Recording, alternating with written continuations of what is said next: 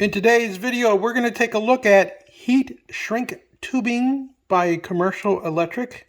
It's a 5-pack, 152670 is the item number. And you get shrink tubing that's 3 inches in length. You get 5 to the packet. They said it's a standard wall, 2-to-1 shrink. Up to 600 volts it can supposedly handle.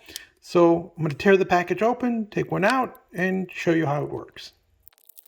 The purpose of heat shrink tubing is to protect the wiring from the environment.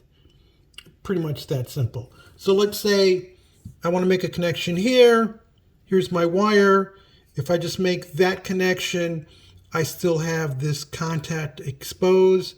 So if another wire came across it, I could ground out, whatever. So I want to protect from that. Plus it also makes it look really nice and neat.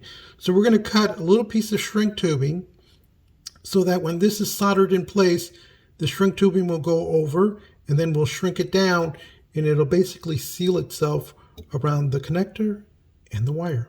Now normally you wouldn't use the entire 3-inch piece of tubing.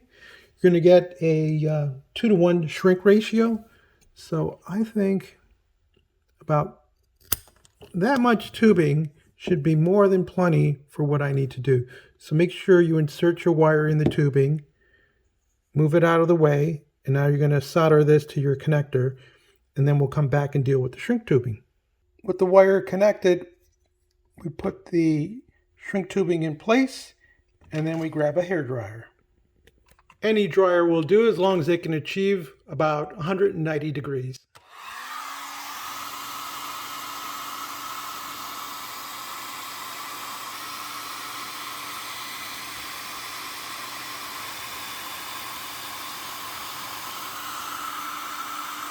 After about 30 or so seconds, the tubing shrinks and is now protecting your connector and wire.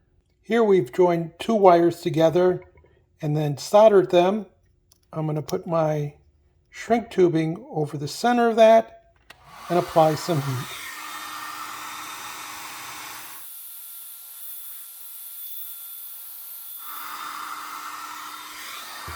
We take a look, and if done properly, it should be a tight fit on both ends. And of course, it just protects that. Copper from oxidizing and from it contacting anything that could possibly short out. And that's what shrink tubing does. This small packet of heat shrink tubing is great for the occasional user. It's not too much material, so you're not going to pay a lot for it. And it's just enough to get a couple of projects done. And believe me, I've done 2 connections and I still have this much left over from my first tube. And I still got 4 more to go. If you found this video interesting or useful, give us a thumbs up, leave us a comment, join the subscription team. And as always, thank you so much for watching.